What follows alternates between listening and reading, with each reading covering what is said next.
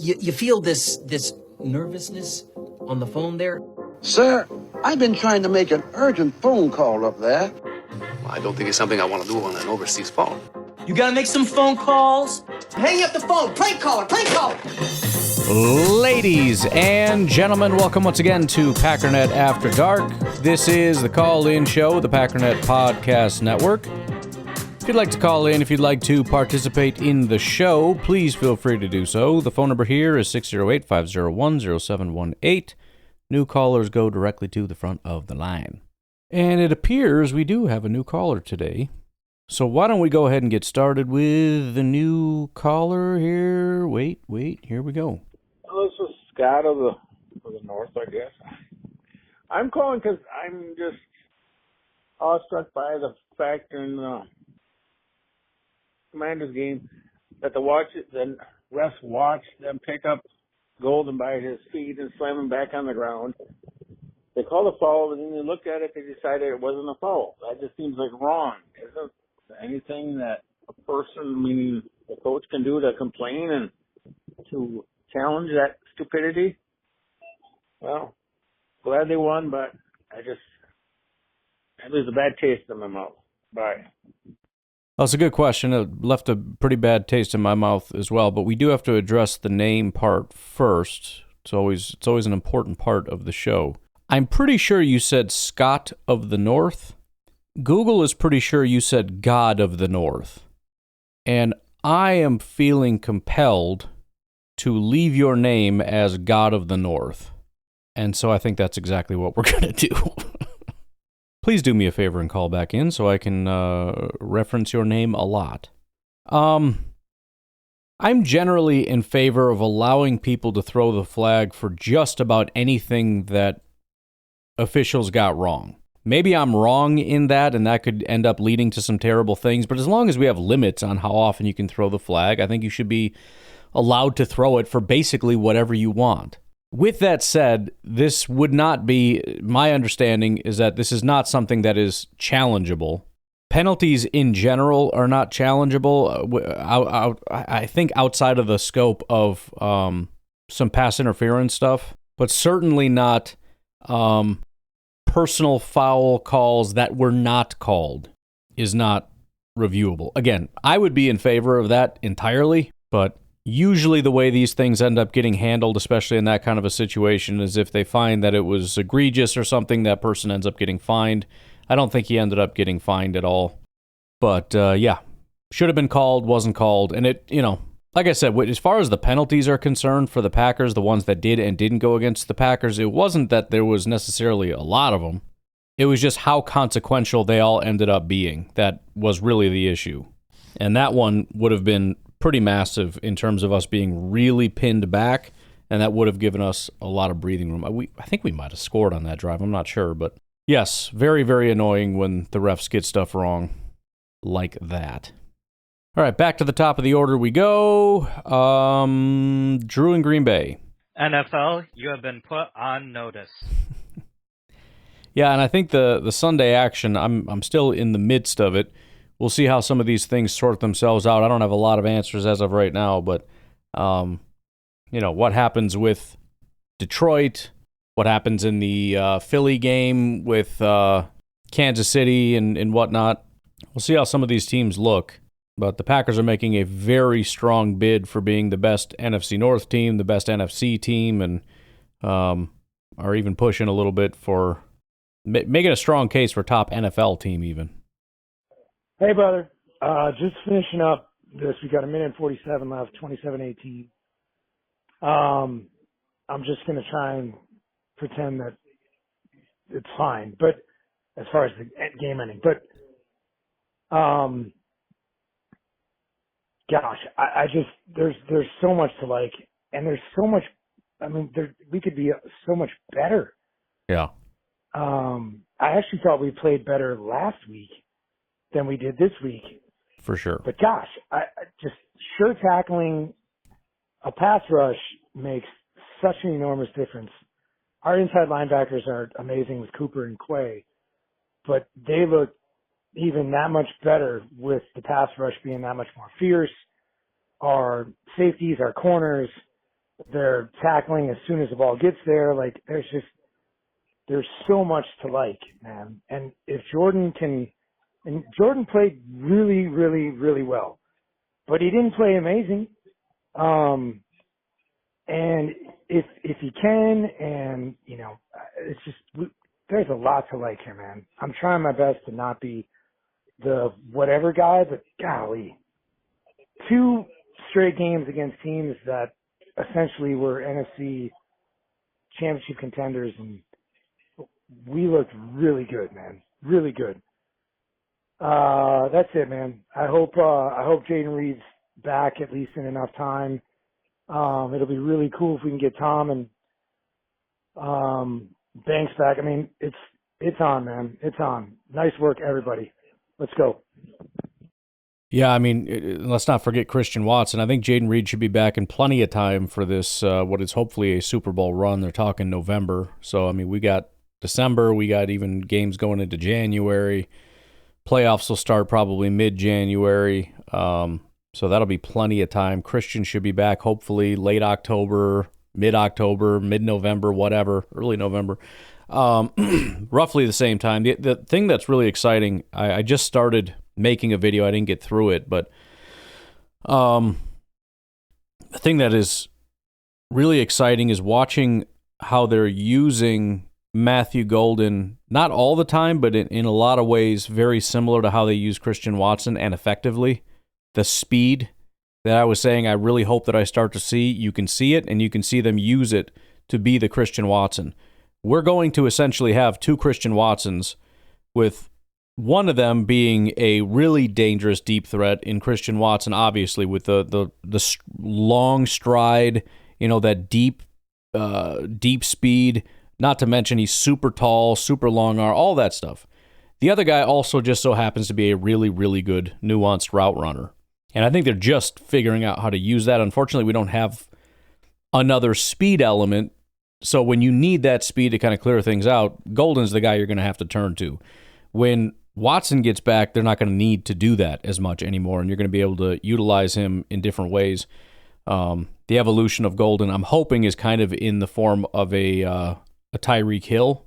That isn't to say as good or as, but just insofar as he's one of those guys where you're not going to know what to do. If you press him, he can get behind you. If you stay off, he can pull up short. And they just put you in this constant damned if you do, damned if you don't type of situation. But there is a lot to get excited about. What's going on, man? What's up, man? Chris from Alabama for the last time tonight, man. The game is officially over. The Green Bay Packers have beat the Washington Commanders 27-18. They beat them 27-10, but they, you know, same thing as last week. Old garbage touchdown. It is what it is.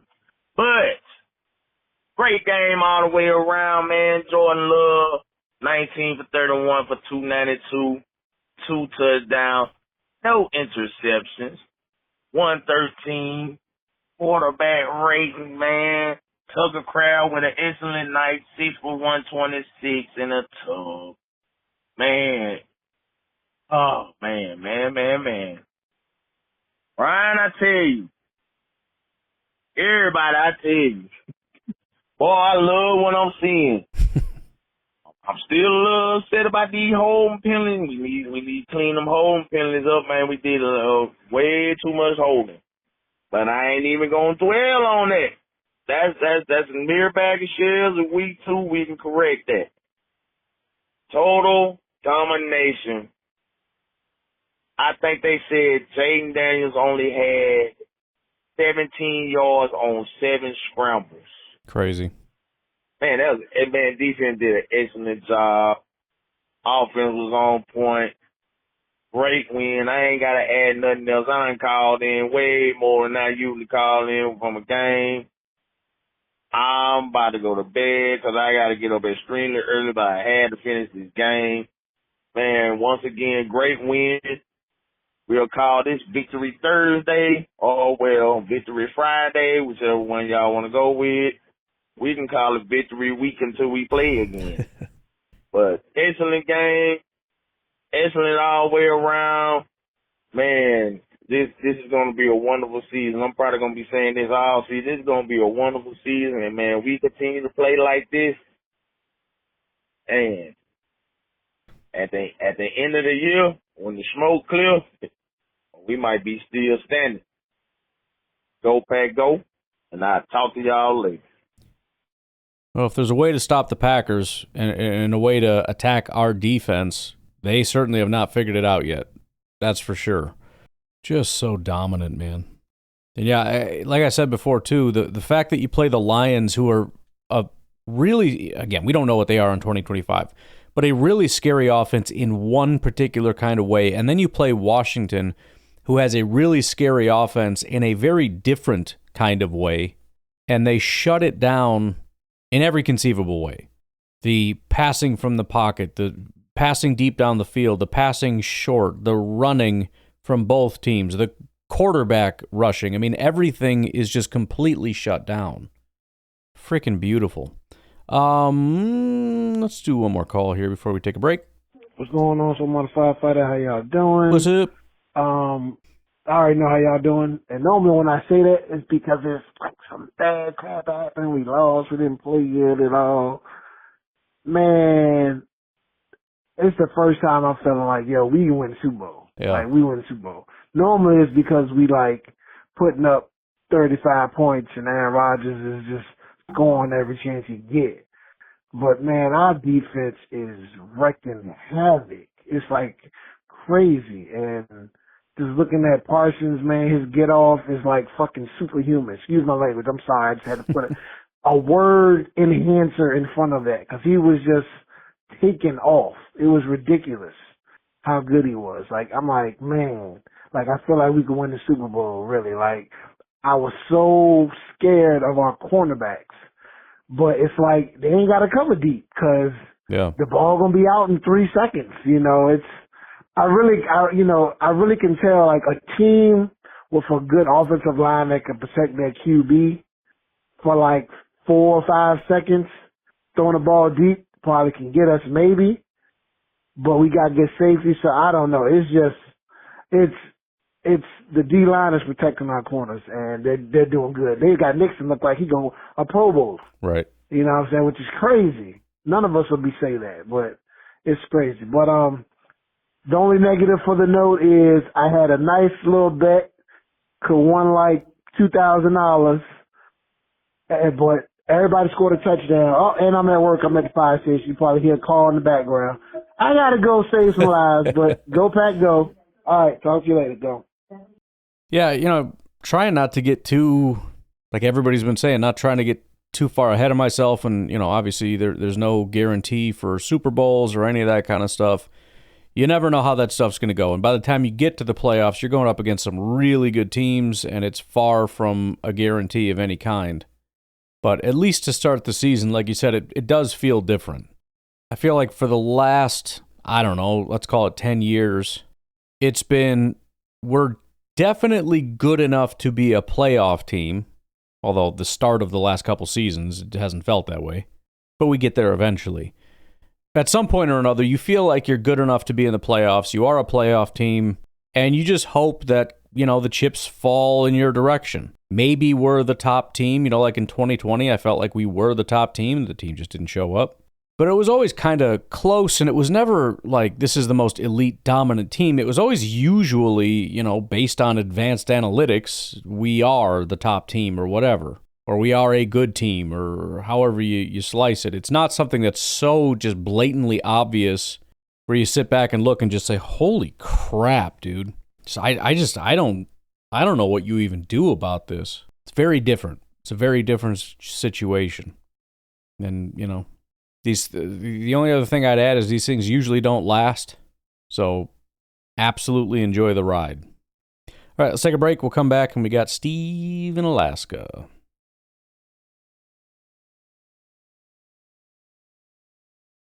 Hey, Ryan, Steve up in Alaska. What's up? Calling after the big win. Enjoyed watching that game. Yes, sir. Got to laugh at my buddy sitting there in his commander's gear.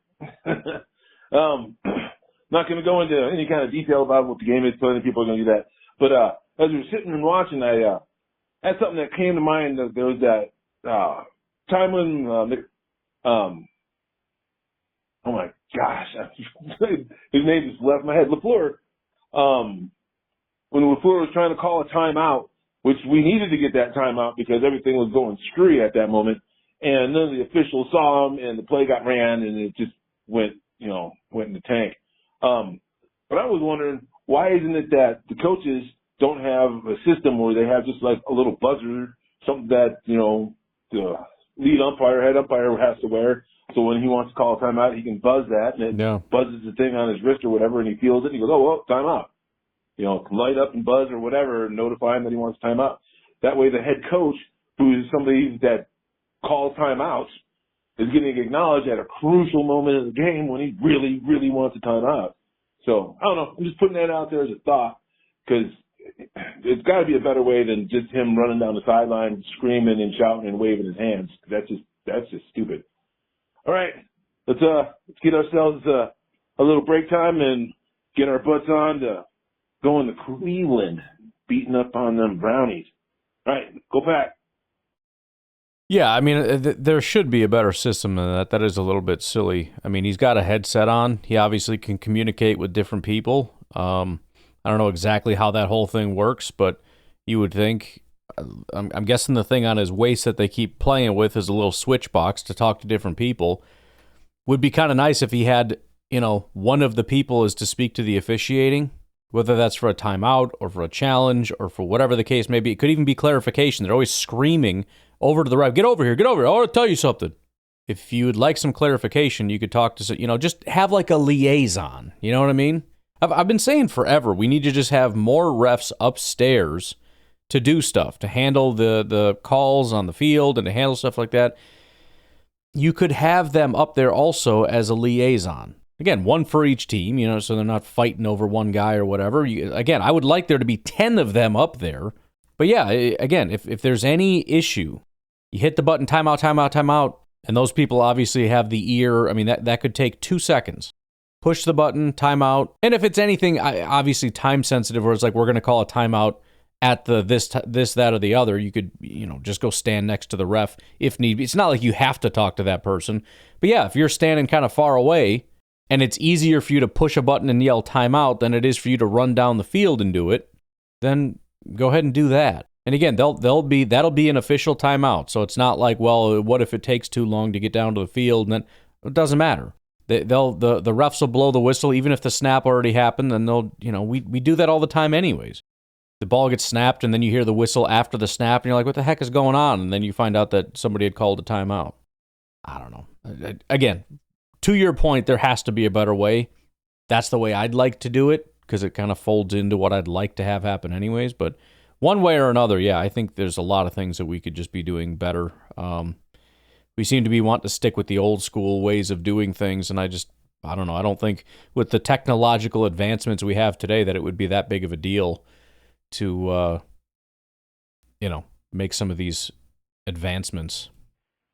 Well, this is Nico in Idaho. Just finished up with work. I recently changed my business. So I'll tell you one day when when I care more than what happened tonight. Okay. So I was able to watch most of the game at work. Even one of my buddies texted me who's a Titans fan. He said, dude, your defense, holy crap. And I'm like, yeah, I know, right? And I know there's some bad calls. I don't know all of them. I saw a couple like, that could have been not called. The game's almost over. Let it end, But part of me was like, I know it's super early. I thought Parsons had a sack. I looked at the stats and it was gone. I don't know. It said we had 4 sacks, but then only 3 showed on the stat sheet. So what are they done? When I get home, I'll check another stats thing. But I know it's early. And yeah, we could get decimated by injuries and lose half our defense and not be so good. I mean, looks like Reed got hurt. Don't know anything about that. But the last time I felt this confident watching my team play is think the year after we won the Super Bowl. When we had the That's number what one I defense. said, too. Like I said, I know Yep. it's early. And yeah, calm down. I get it. But this is gonna end up, if this defense continues to grow and develop, it's gonna be a team where if you're down by 2 touchdowns against the Packers, you're done. It's over. Yeah, it's over. Because they just don't allow it. And now looks like everyone's playing good. I kept hearing the announcer saying it was a great play by Keyshawn Nixon. That was awesome to hear. I didn't see every one of them, because I was busy. But I tell you what, man. Yeah, they did the thing in the second half. Oh, that's a lull. Well, you have to play a little ball control. It is what it is. Yes, I want to score 50 points a quarter. Yes, I wanted to throw 200 yards in the first half and the second half. But I also want to win, I don't know. I'm just very optimistic now. Tucker Kraft, what can I say? My boy. It's just every time frickin' Parsons. They were showing a clip of Parsons running, and who's getting hands in the face, ripped, pulled, jerked. No flag, but the guy he reminds me of Lawrence Taylor. Yeah. I saw him in his prime. Yeah. And he reminds me of a faster Lawrence Taylor. It's like, wow, man, this guy he's amazing. So, hey, this whole team is amazing. So go Pack, go. Yeah, I mean, it's funny because it's like, well, don't say Reggie because you can't touch Reggie. And it's like, fair enough. I understand the reverence for Reggie White. But it's almost, at this point, watching him, kind of silly to pretend that he doesn't have a similar impact. Obviously there are different types of pass rushers and whatnot, but I mean, it just, yeah, he's not Reggie. That's true. But he is very similar in terms of how dominant he is. He's very similar in terms of how much he has completely transformed the defense, the team.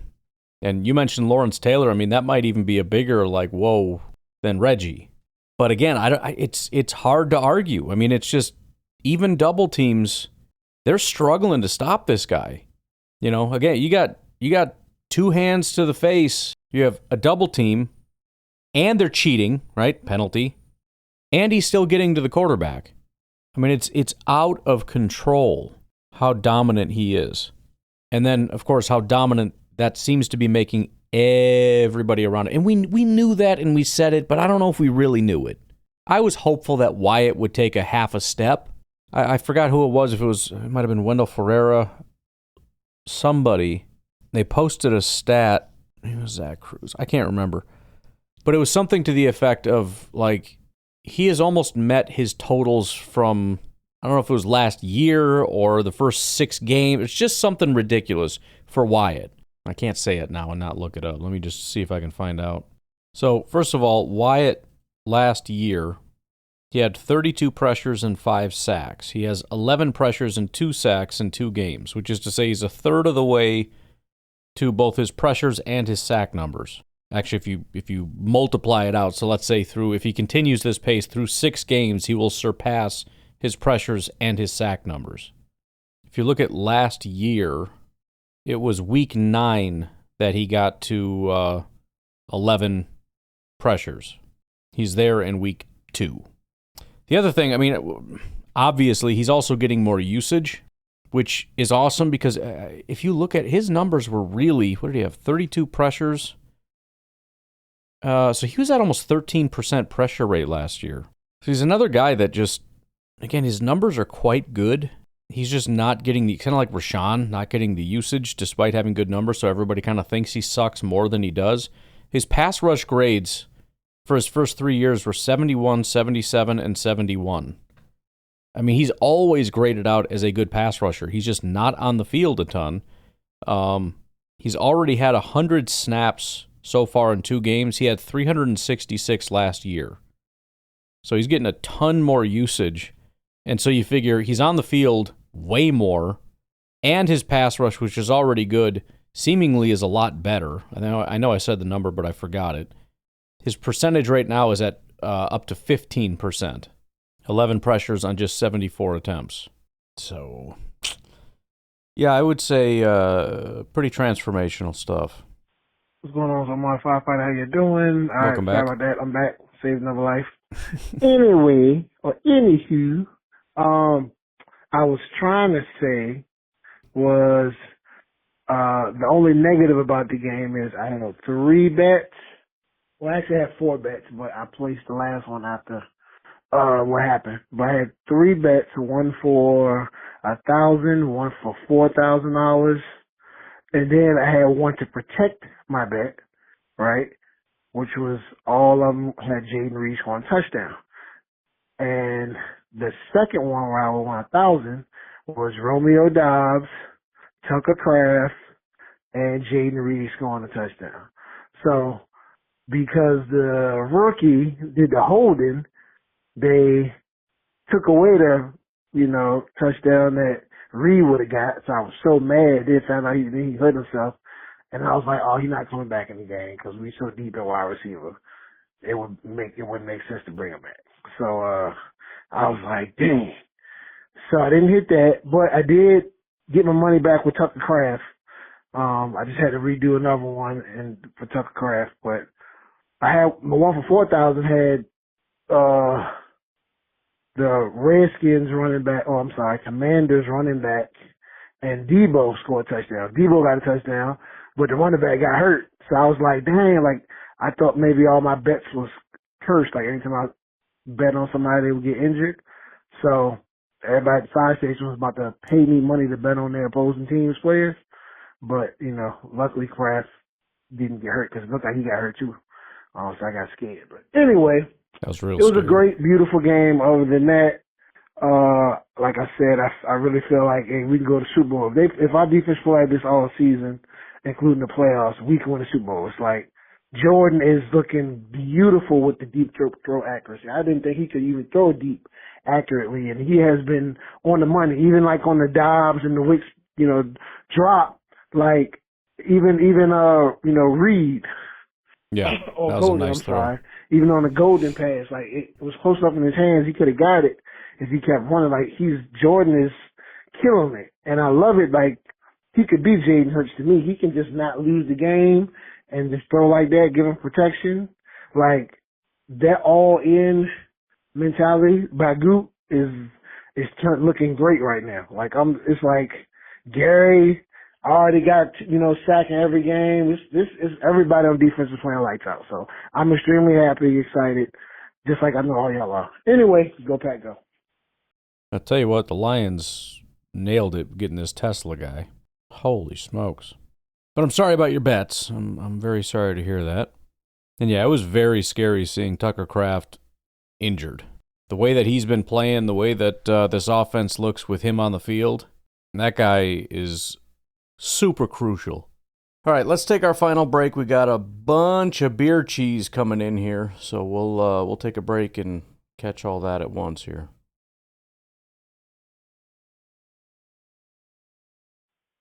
Good morning, Packernet Podcast. Beer Cheese Benny here. Happy Victory Friday. Just getting in my car going to work. Nice. My thoughts on the game. I was gonna call it in after, but I tell you, man, I was so tired, dude. Freaking East Coast time, dude. It's the worst. I was watching the game and my newborn baby daughter was like right next to me, so like I literally could not like get too excited or do much of any movement because you know how it is with newborns. If you freaking move, then they just wake up and then they scream. So I watched the game being very calm, and honestly, it was I felt kind of weird when I was watching the game. It was almost just like, yeah, I'm just here, yep, just watching the TV. But anyways, my thoughts. Again, defense just absolutely carried, man. I mean, that was great because the offense looked very stagnant, man. We got to that 14-0 lead, and I was like, dude, like we might score like 40 points here. And I don't know what it was, man, but like the O-line, and I think we're seriously seeing the effects of not having Tom. And Forget who else. But dude, because like Jordan Love would drop back, and as soon as he like got to the apex of his drop back, like he was surrounded, and so that sucked. But I'm just happy that we scored, the same as last week, basically. I guess we're consistent on offense and defense. I couldn't believe that McManus missed that field goal. I literally was like, wait, are you serious? McManus? Ow. And freaking Jayden Reed gets hurt, and I'm wearing his jersey because it's like the whiteout, and so I was wearing my white Jayden Reed jersey. It's the only white jersey I have. And I was like, dude, no. Like, that just blows, dude.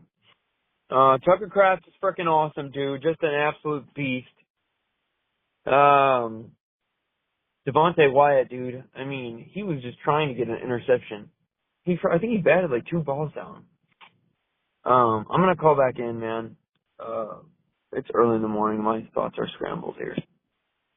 Well, I think something interesting to, here's another touchdown. Talk about scoring 50 points. The Lions. That Lions offense, boy, I thought they were really bad at football. I don't know what happened. But something interesting to keep an eye on is, I don't know if it's just the teams that we played in particular or what, but the game plan, let me look at last year here real quick just to see something. The game plan to beat the Green Bay Packers, and particularly Jordan Love, is to blitz Jordan Love. I don't know 100%, and I will try to look into this maybe for tomorrow's podcast a little bit. Again, it's one of those things I kind of just casually bring it up, and then thanks to your wonderful call and your incredible insights, it caused me to look into it, and it's pretty interesting stuff. So again, I'll try to understand the why, but last year Jordan Love was the 6th most blitzed quarterback. In fact, if we kind of up this a little bit, because some of these guys didn't play a ton, he was the 4th most. Bryce Young, Jayden Daniels, Lamar Jackson, and then Jordan Love.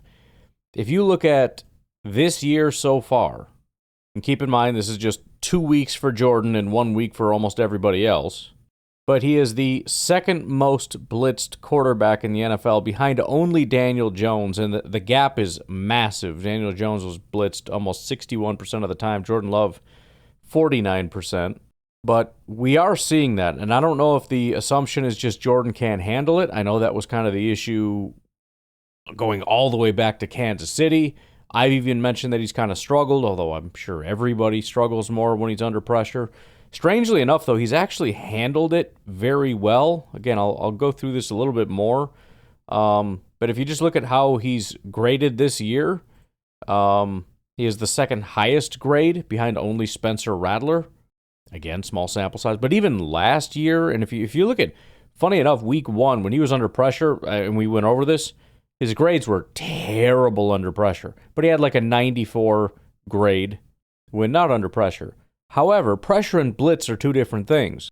Jordan Love actually had a grade in the 90s when he was blitzed in week 1 against Detroit. And I think this past week it was still like in the 60s, which is quite good. So, I mean, look, it might just be something we're going to have to deal with. I don't think it's just an offensive line thing. I think as long as teams decide we need to blitz every second, number 1, the run game is going to struggle because they're sending extra guys. Then number 2, Jordan's not going to have a lot of time. So we're not going to really, hilariously, he's still throwing freaking deep shots constantly, but probably not going to be as effective when he's under pressure as opposed to when he has time to stand in and kind of deliver or whatever. But the Packers obviously are aware of this, and they just got to keep winning and keep punishing people for sending that blitz, and that'll eventually get people to calm down. It's also probably why those end arounds are actually working. Those things struggle often, as we know, but if they're going to keep sending blitzes, then we got guys that are going to run right around people. So what that tells me is that Jordan Love and Matt LaFleur are doing a very good job schematically as well as understanding, the assignment, dealing with the amount of blitz. All right, part 2 here. Anyways, continuing on with Beer Cheese Benny, and I think a lot of us, I know this is one game, but we might owe Keyshawn Nixon an apology, man. Because that dude had 5 pass breakups, and they were saying after the game, Richard Sherman was saying, no player in the entire 2024 season had 5 pass breakups in one game. Yeah. So that was pretty impressive. And it's insane. You know, again, we're not going to be stupid about it and not pretend that, you know, if Micah wasn't here, there's no chance that happens. But like I said, you still have to be there to make those plays. And he was in not only in position, but he did. It's not easy to punch, but we've seen guys numerous times try to break on the ball, try to swing at the ball, try to get their arm in there, try to do all these different things. I mean, the bottom line is he played it perfectly. And as much as we look at our DBs and say, or I should say our corners specifically, Valentine excluded, talking Hobbs and Nixon here, as much as you might look at them and say, you know, these guys are, I mean, I never disliked them, but I always just figured they were, as I've said, kind of mid, you know, just okay, run-of-the-mill. But as much as they might have been seen as a weakness or whatever, they seem like they might be kind of perfect for what we're doing right now. Some guys are just that way too. Like, you know, you maybe can't handle a full slate. I can't use you as a guy that can do everything. You know, some guys are man cover corner guys, and they're so coveted because they're so hard to find. Some guys are only zone, and it probably gets even smaller from there in terms of, well, certain types of this or that or whatever. You got to shorten the playbook, but I think what you might have in Keyshawn, and, you know, not wanting to overreact to one game, but a guy that is incredibly talented, which is why the Packers like him. They know that he's really talented, but incredibly talented in a certain style of play that they can absolutely do because of the situation that they're in. You know, we've got the pass rush up front. We've got the safeties behind. We got the linebackers with speed. Compared to DBs around the league, I have to assume Keyshawn Nixon has it about as easy as any CB1 has it in the NFL. the dude was just had great coverage, and even if a guy caught it, like you saw there was like I forget the one where they said that could have been a holding or whatever.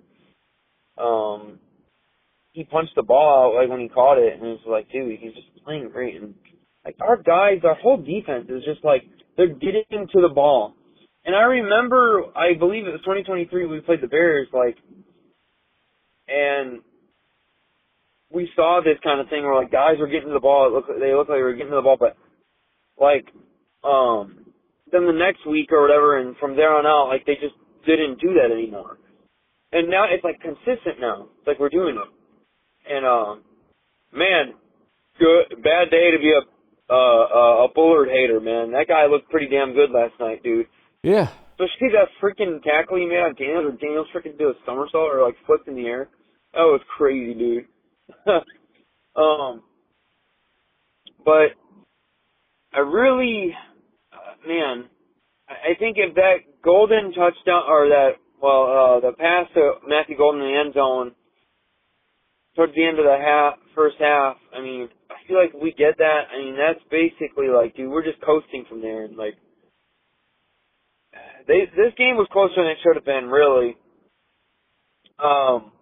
I would have loved to see Golden get that touchdown. Love has got to start throwing in the back of the end zone on those types of throws. Like, he just kind of keeps floating them, dude. But Love still was pretty good last night. I don't know if you guys saw, but like, that stupid 4th and 3, and then he actually goes for it. And then, like, at first I'm like, seriously, LaFleur? But then later you see on the sideline, LaFleur's like, what the fuck? Sorry for cussing. He's like 4th and 3, why are we going for it? Like, he wanted to clearly probably go get some points. I mean, maybe try to draw him off sides, but, man, LaFleur was pissed. He was pissed at Jordan after that, dude. I don't blame him, man, because I mean, when it comes down to it, man, I mean, that could have been the difference, you know, like, I mean, obviously it didn't end up being the difference, but imagine if we lost by 3 and we didn't have that field goal. Yeah, LaFleur is going to have an aneurysm at some point very soon if he doesn't calm down. I mean, I appreciate being fiery and holding your guys to a standard and that whole thing, but he is, his veins are constantly popping out of his neck, you know what I mean? Like I said, see him at the end of the game holding his stomach like, I told you, dude, those freaking ulcers will get you. Hey, Ryan, part 3, Beer Cheese Vinny, Victory Friday. So, Yeah, our O-line really pissed me off yesterday, man. The run game was pretty okay, but, like, it just seems like Jacobs, like, as soon as he get the ball, like, I mean, he wouldn't have very much of an option to go anywhere. We were just kind of stonewalled, you know? But I do. I will say that freaking holding call on Fitzpatrick was totally just bullcrap. So that kind of threw the, like, I guess, giving him the dagger, if I remember correctly. But man, what else could you say about this defense? I mean, honestly, dude, Edrin Cooper, unbelievable. Freaking, honestly, dude, everybody on the defense was freaking awesome. Like, to be honest with you, it was great. And so we just got to keep that up. I'm glad, honestly, I'm kind of glad how this season is starting out the way it is because, you know, we win week 1, then we got a short week, you know, but we're still at home, so, like, we didn't have to travel. And now we have, like, a mini bye. This is great. Especially because we're going into this stretch where we're going to be on the road a lot. I'm just hoping the offense can figure this crap out, dude. That game, by my calculations, we should have won at least, let me think here. We should have at least won about 42 to freaking, I don't know, 3-6, something like that. But, no, probably more like 35 or whatever, 30 some odd, in the high 30s to about 3, and by my calculations. But okay, didn't happen. We won, so I hate to nitpick, you know, a win. I hate doing that, but yeah, it'll be nice Sunday. We won't have to a stress-free Sunday. Just watching other teams, watching Red Zone, watching. It is. You know, whatever. It's very maybe stress-free. flipping on whatever game looks interesting, and I hope you guys have a great weekend. Well, it's definitely stress-free. I just took a peek at the scores here. Baltimore up 34-10 against Cleveland, who we're going to be playing next week. So, yeah, a little bit of extra time to rest and prepare for a team that should be a win. I mean, you know, anything can happen in the NFL, but that shouldn't be a huge obstacle. And they're just getting absolutely steamrolled by Baltimore. I was a little nervous about that bet at first. It was staying real close, but it was like 3-0 by sometime in the second quarter. But as these things tend to do, it got out of hand pretty quickly. Oh, dude, Dallas is losing to the Giants. That's hilarious. Well, couple things. Hilarious for Dallas. Probably going to win the game, but still hilarious. The Giants in Washington? Just saying. Oh, Washington's not good. Everybody's got them figured out. They just beat the Giants, that's all. And Detroit goes up over 50. Yeah. How about that Ben Johnson thing, huh? Super genius that made the Lions look really good. That's going to fix the Bears and Caleb Williams. Except maybe the Lions are just a good team because they have good players, and going for it on fourth down all the time isn't that impressive when your team is the Lions, and then you try it when you're in Chicago from your own, 40-yard line, which is stupid. And guess what? You didn't convert because the Lions aren't your offense anymore. Can we talk about that for a minute, maybe? Or, no? Okay. All right, we got one more beer cheese, and then we're getting out of here. All right, sorry, one more time here. Beer cheese, honey. I want to say that I'm really just so sick of the special teams, man. I am so sick of this sloppy bullcrap, man. Like, what are these guys What is the Satya have these guys practicing? Like, dude, literally they need, these penalties, dude. It's so ridiculous. Dude, they need to just, because honestly, the rest of the team looks fine, really. I mean, sure, offense needs to clean some things up, but, dude, they need to spend a whole freaking day, special teams, in practice, just not committing a penalty. We're going to go, we're going to punt the ball downfield and return it, 100 times until you guys don't have a penalty. Those, like, for at least freaking 15 of those times. Like, I'm tired of the special teams putting our offense in a bad position. Yeah, it's bad. Like, and that's really what it was kind of last night. Like, you know, they punt the ball away, but then our freaking special teams unit would freaking have a penalty and then, like, just put us in a not ideal, like, part of the field. And then even, like, when we're returning, it's just like, okay, they return the ball, but now they get extra yardage because you freaking had a stupid penalty. So I'm just sick of that crap. And, but yeah, I mean, it's good to start off 2-0, man. Good to start off 2-0. And, shoot, the Commanders, that Connerly guy, actually both the edges, really. I forget who the other guy is, another edge. Dude, they couldn't freaking do anything, Parsons. They were choke holding him the entire game, dude. They were holding him. Like, it was terrible, man. I was like, dude, literally every time I'm looking, like, just arm around the neck, arm around the neck. Like, dude, oh my gosh, man. But I love that finally, like, Quay Walker was looking, like, decent, man.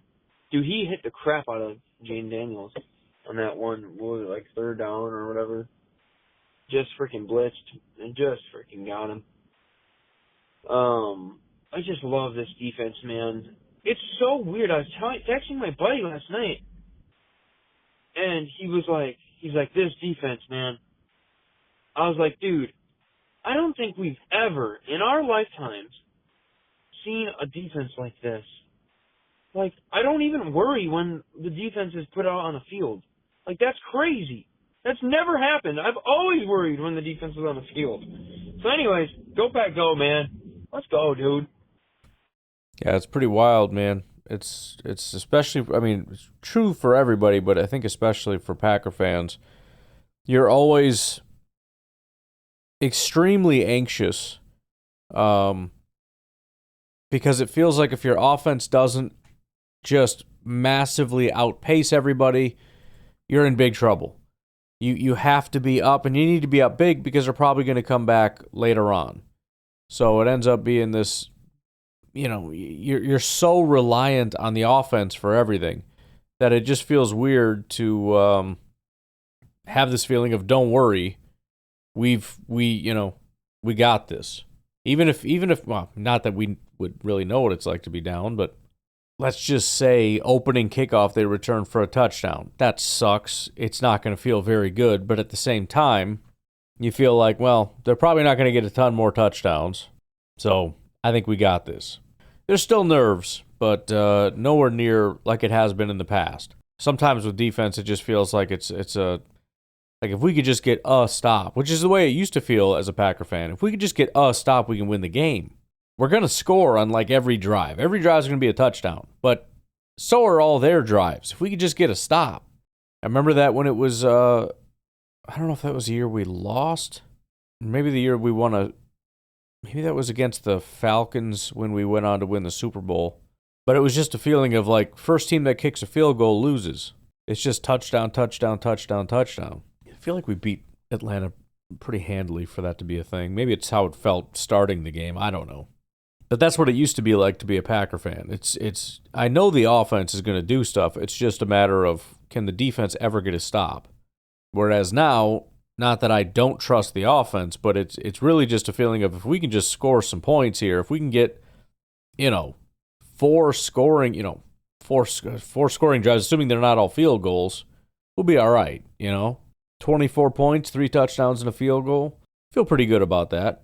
And yeah, 27 points probably is not as much as we would like, but again, you look at a team that's being blitzed every single down, you look at the extremely untimely penalties and the sloppiness of it, and the fact that they're flirting with 30 points. I mean, that's a lot of points.